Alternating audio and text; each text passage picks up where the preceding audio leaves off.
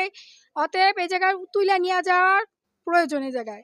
আর এক কথা হইছে যে ময়লাগুলো যদি মানুষ বেশিরভাগ না ফালতে পারে সেই ব্যবস্থা করা দরকার।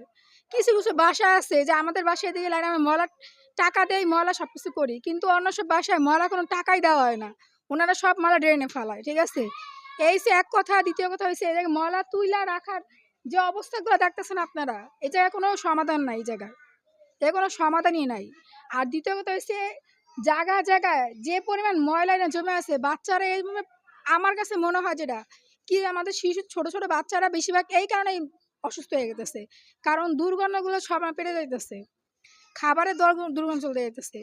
তারপরে মশা যে পরিমাণ হইতেছে এই জায়গায় বাস্তব কথা যেটা মশার কারণে আমরা বেশিরভাগ অসুস্থ হয়েছি।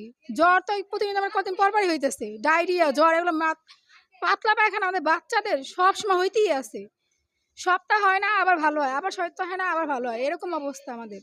এতে কি মনে হয় যে এর আগে সম্প্রচার যে বাংলাদেশ করেছে এই টুকিটাকি যে কাজগুলো এখন করছে সেটা তো বাংলাদেশ আশাই করছে। এতে করে কি আপনি বাংলাদেশকে ধন্যবাদ জানাচ্ছেন?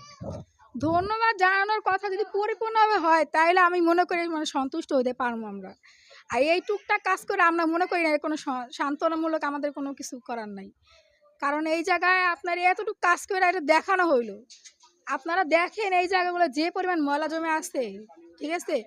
আর এই পানিগুলা যে পরিমাণ হয় এই ব্রিজটা